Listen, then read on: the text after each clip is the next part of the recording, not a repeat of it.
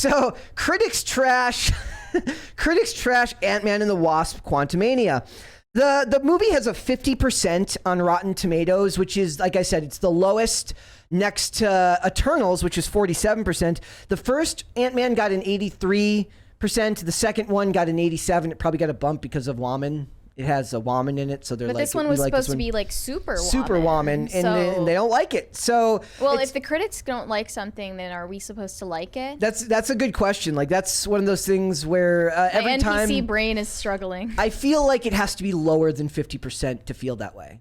Like a lot of the movies that unanimous. Like a lot of the movies that are listed. There's 3 or 4 movies that are listed on the bottom 10 rung of the Marvel tentpole list. So like Thor: Love and Thunder, this, and Eternals are all in the bottom percentile of Marvel movies. The rest are all like second ones, like Iron Man 2 and Thor: The Dark World, which is literally, it's essentially Ambien. Don't give it to what's her name, to Roseanne Barr. To Roseanne Barr at 2 a.m. Yeah, when you don't she's want scrolling her, Twitter with her reading glasses on. Another thing that would be interesting to point out is it's 15% behind in pre-sale tickets, behind Thor: Love and Thunder, which didn't do all that great either. And it's also no pun intended. It is Thor: Love and Thunder was ass. Yeah, it's the first Marvel movie to be released in China since Endgame. So that will probably bolster ticket sales. Well, I'm really bummed out because I honestly don't want to watch an Ant-Man movie just to get the villain, who I do like. Can't remember his name. Kang. Yeah. Jonathan Majors. Yeah, because I really liked his story in Loki and that series. But now it's like, now I have to go through another boring, pointless Ant-Man movie.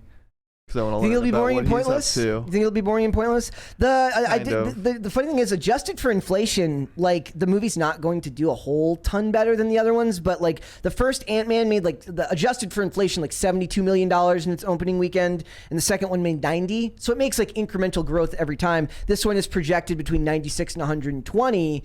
And of course, if it fails, they can use it's a pandemic that they're literally still blaming the pandemic for everything. So we'll see where it goes. Do you have it like outside of the fact that Kang previously appeared and then now he's going to be a character going forward? Is there anything else drawing you to this movie? I'm trying to like kind of scroll through this. What other superhero cameos are being done? All I know, the only one I even remember was that there's going to be the Bill Murray cameo in the movie, which was controversial because Bill Murray is a controversial dude these days. I hope he treated the young ladies on set well. I can't say that there's much drawing me to this. Like I will probably see it, but I don't know, because that's my problem. I don't like, if it's important to the storyline, sure, but they won't go out like say that. They won't outright and say like, hey, this is part of like the main storyline if you care, because I know we're getting Secret Wars and other kind of movies and projects coming up, which will be super cool, hopefully.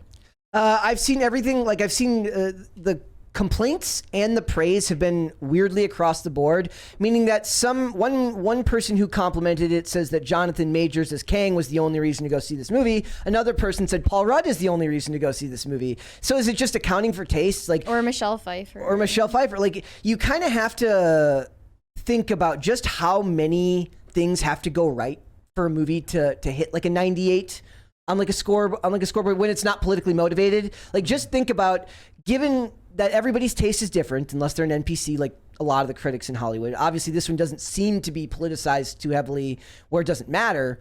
Like, a lot of stuff has to go right. The CGI has to go right. The lead actor has to do his job right. The director has to do a good job. The rewrites have to be good.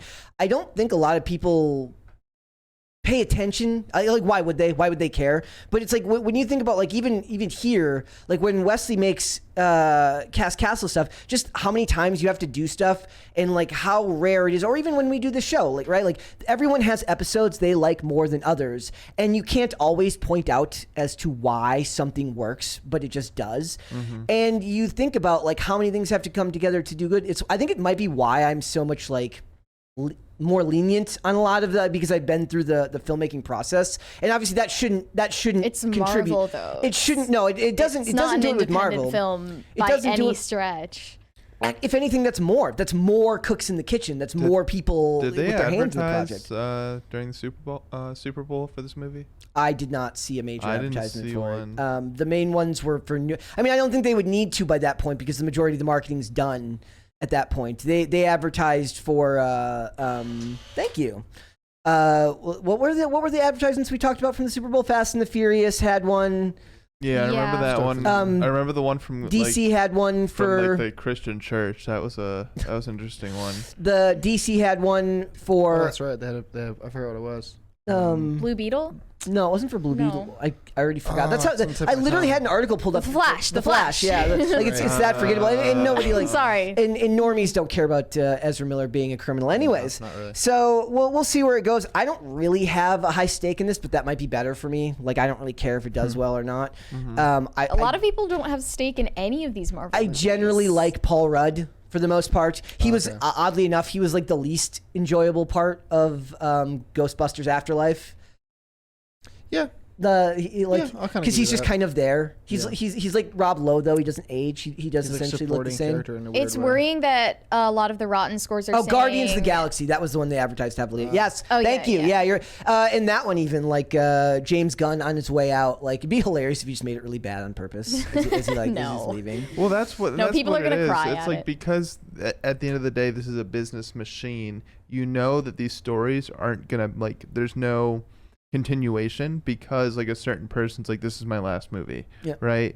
So it's like that this Guardians film, it's like almost pointless to watch because what's gonna happen afterwards? I mean, those characters can still be brought back. They can still. The actors will still be brought back. Yeah, but I mean, Robert Downey Jr. did his 3 movies pretty quickly, and then he was and then he became the one who made all other Marvel movies palatable for the next 7 years. Like he got those first three Iron Man movies were quick. Like they didn't happen like staggered over a long period of time when you really think about it. Yeah. Like the third Iron Man movie was done a long ways Yeah. before he started, guest appearing in Avengers movies Yeah. and then being used to give Tom Holland credibility. Which is sad. But have you seen him? Have you seen Robert Downey Jr. lately? No. Holy I have. crap. He's since he went very vegan. Since he Oh, went that- vegan, I saw he that. has aged like 20 years. The sun Really? is just beating down on his aging skin. The poor man. But He was at Jon Favreau's. he's also like very militant about his veganism, so I don't feel bad for saying that. Yeah. Yeah. He was at Jon my Favreau's. gosh. You see? Jon Favreau got a star on the Walk of Fame, and he was there, and he's like bending over to touch it. He looks like he's in pain trying to touch it. Like, oh my god, it's like there's no weight in me. I can't move. That's what it felt like. he's to me. so bald now. Yeah. Like Oh my maybe it was a goodness. wig before. It's just the world's best wig when he was Wow. in Iron Man. When it comes to critic scores for Marvel movies, I really don't understand how critics decide what to score highly or low, because the Rotten scores for Ant-Man so far look like my criticisms of every Marvel movie I've ever seen so far. So, especially the humor being too ham-fisted. One said, Ant-Man and the Wasp, Quantumania feels like it's trying to be a Marvel movie. The jokes are played up too much. Not everything needs to be funny. And then another one said, its tone varies too widely. It's dense, weird, and messy. That is my experience of every Marvel movie, the humor does including that. Doctor Strange Multiverse Yeah. of Madness, which was rated way higher than this one. So I don't know. Like, I guess I'm the odd one out. I just don't appreciate these movies. I think it's it speaks to people having subjective taste, and it could be so much as like those critics like the lead actor in the other movies and they don't care for Paul Rudd. Therefore, those criticisms that we have, which we try to distribute more evenly, are more valid to them when it's an actor that they don't feel like giving the benefit of the doubt. And I think everyone does that to an extent. There's movies I give the benefit of the doubt more. So, like I didn't like the Batman, but like I have no attachment to Robert Pattinson, but I wanted to like it more because I love Matt Reeves as a director. But you still have to be fair with it. So is he out now as Batman? No, he's going They're gonna to do a sequel. But with they're Robert also Pattinson. It's called The Batman 2. But they're also Amazing. doing Michael Keaton. Maybe it should be Batman, the. But neither of here's the thing. Michael Keaton will be in the Flash. That's a really good idea. Batman, the. Yeah. But they have to spell it out comma. Yes. Michael Keaton will appear, right? And there's rumors that George Clooney will appear. There's also rumors that Christian Bale will appear in it as well. Oh, really? The best possible outcome would be that you keep Christian Bale and he plays Batman in Batman the Brave and the Bold as the father to Damian Wayne. This is all ridiculous. Just shut down all of DC production. Don't listen to him, guys. Why doesn't Marvel Surge do- and Caper 2X are both This is Marvel shields. He's on the payroll. Why ladies doesn't and- I Marvel wanna do see your more bank Elseworld statements. stuff? Why doesn't what? Why doesn't Marvel do the same, like, more Elseworld There's stories? called something different. Elseworlds is like I mean, a if DC it's trademark. but if it's like their equivalent, like, why don't they do that? That would have been what a lot of people think that I know that they say that the Netflix shows were technically connected to the Marvel Cinematic Universe, not in any real capacity or Oh even. my gosh, this is I was looking at Kevin Feige's recent interview with Entertainment Weekly, Yeah. and he said, "Oh, some people like to do the homework, so we have to cater to that." Yep. But then another thing he announced is that they're going to be like drastically lowering their amount of shows and like spacing them out more, which is definitely needed. Yeah, he says, I do think that one of the most powerful aspects of being at Marvel Studios is having these films and shows hit the zeitgeist. It is harder to hit the zeitgeist when there's so much product out there and there's so much content, as they say, which is a word I hate. I bet you he hates that. He literally said, Dude, that's a word that I hate. I would love to go up to him and be like, as a content creator, Kevin, I want to ask you some questions. As a Marvel content creator, How dare you call Marvel can you tell content? me? As one of the preeminent content creators. You're a pretty big person in the content creation space. Which is funny because it is so interchangeable with the rest. Like Theirs it is is more the pink content. sludge Yeah. of content. It is. That's Theirs how I is- think of it. It is literally. Theirs is more of a content creation house than the people who made The Menu or the people who made Violent Night or He said any of they're these at- other movies that have yeah, less of a blueprint. They're at 8 shows a year. Yep. Like that's wild that you're, and then you want to be above calling it content. Yeah. Like shut up. You're commenting from my page. That is false advertising here. That is not me in the chat, ladies and gentlemen. My account has been commandeered, and frankly, I'm worried. Which one of you guys stole his account?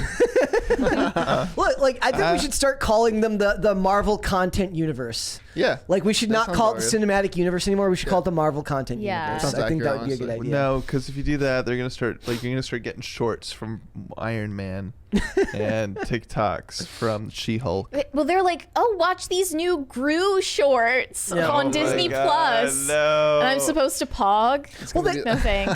and then they could have like their own internal civil war with those with the like not Vita Ayala, but they have like what's her name who ran Marvel Comics, and they had like their lifestyle brand part of the channel where they do What? like unboxing videos, and it's like literally it's cringe. So, like we could do a Like whole unboxing Marvel products. Funko Yeah. Pops Yep. and Yep. okay. Sana Amanat be them would great. do these unboxing videos, and it's I'd love just to watch that. so bad. And they've Like, got like podcasts. I'm like doing this For the- from the cringe. Like we should like have them have a civil war where they're like, we're the Marvel yeah, that'd be content great. creators, and Kevin Feige's like, you can be the Marvel content creators. I'm an auteur director. That's what he is. So we'll see where it goes. Sure. I'm more excited to see Okay, I Blood don't- and Honey. Now, another critic review says this lacks any hint of humor. See? And the dialogues are overwritten, so nobody even agrees on why they dislike Marvel's- it. And then the movie is just, reduced down to introducing Kang. We was Kangs. Right. Oh man. It's Yeah. just, I mean, it's already, they're on top of the world, so it's like, it's hard because people are already going to be critical of them. So, like, I want to, just remind myself of that. I but guess it is so. pretty, I guess it's pretty so. brutal to I say guess there's so. no humor at all. I mean, honestly, in the whole movie. from a lot of the Marvel movies I have watched, I have been very underwhelmed at like the quality of Oh, the stop jokes. To me, Lion. Marvel Underwhelming. movies are just like my own personal battered housewife, and you just can't do anything Please. right. You burnt the dinner, honey. There was Get out of my man. face. Like, I will never Oh, praise man. them. Yeah, They it's hard. It's really hard for me to give them any. If it's watchable, I'm like, wow, great, good job. Like, it made something that was like, I could get through this and I could pay attention to the You plot. don't, you don't like Doctor Strange? No. not There a was an fan. amazing Oh, sarcastic not a fan. tweet that said, it said, Ant-Man in the Wasp Quantumania is the best Marvel movie of Phase 5. It's the best Marvel movie since Wakanda Forever. John Majors is Kang. Paul Rudd is Ant-Man. He's literally just stating facts. It is the only Marvel movie in Phase 5 so far. Therefore, it is the best, and it is the best Marvel movie since Wakanda Forever. So it was literally just a bunch of things that have to be true, but it's said as if it's a big praise for the film. Wow. Yeah, Wakanda That's Forever extra was level. kind Yeah, of. it was incredible. It was incredible. Was there any point to Wakanda Forever? Like that was a skippable movie, right? In terms of like the big picture. The point. Is there a point to There's any of a these soap movies? opera Yes. twist at the end. Yeah, where- with his son. Yeah, he has a son. He has a secret son. son. It's like next month we'll find out that he's got a twin That's brother pretty much too. it, though. That's all you needed to know. And we'll find out Shuri has a twin sister. Yeah. Who's evil later, and she'll develop an evil weather machine like on General Oh, Hospital. but we have the new Iron Man chick. Yes. Well, nobody likes Riri Williams. That's not a thing. That's maybe Well, the Marvel's media would biggest. have you think differently. That's she was the star of Wakanda Forever. Ironheart and Miss Marvel are maybe the biggest the biggest cases of gaslighting in Psyops. Hollywood history. Is Ironheart a part of the Marvels? No, that would be Captain Marvel, Miss Marvel, and then Monica Rambeau. I think, right? There's one more. I mean, maybe. I did not read Ironheart comics. I listened to people trash them, and it was all part of Marvel post 2015, which is funny because now DC is the objectively worst comic book brand, where it's just like make everything but make it gay. Dude, they can't do anything right. Yeah. They absolutely Like can't they do can't. anything right. They can't do it. Like I don't know if maybe that's like where they bolster their ESG scores for they're like, we don't want to do it too much in the movies because people won't go it, but we can give you all the gayness in the comics and people So will. wait, when is Bat Them gonna happen then? I hope soon. Because Well, Batman's DC, right? Yeah. The animated show with Harley. Harley Quinn is Well, very people, gay. but people like that. Like that's generally like that's on that's on multiple seasons now. People Yeah. generally like that, but it's still a departure from that comic. Though. And that's a character that had its roots in a very, very adult storyline that was always going to go the way it went to because they started marketing Harley Quinn to young girls. Like there's shirts and clothes for Kinda Harley weird, Quinn that yeah. are for kids when that story was Yeah. objectively not one designed for kids. Now, Yeah, I you don't want to can see an still- actual kid wearing a shirt that says "Daddy's Little Monster." that was a thing. Yeah. That was the thing. You will. Jeremy Harbin says, "Isn't Christian Bale coming back?" That is a possibility that he comes back. I'm assuming he's talking about for DC. I don't know if he's because he was obviously in Marvel too. Like we'll see. It would be very interesting, but I almost don't want them to ruin because if Christopher Nolan isn't directing it, I don't care. If Christian Bale comes back, it won't be as good. So That's true. I don't need to hear his quirky. I don't need James Gunn's quirky take on Christian Bale's Batman. I don't want that. So thanks for watching. Listen to full episodes of Pop Culture Crisis on Spotify. Keep up with us on social media and make sure you subscribe and ring that bell so you never miss the show. Bye, guys.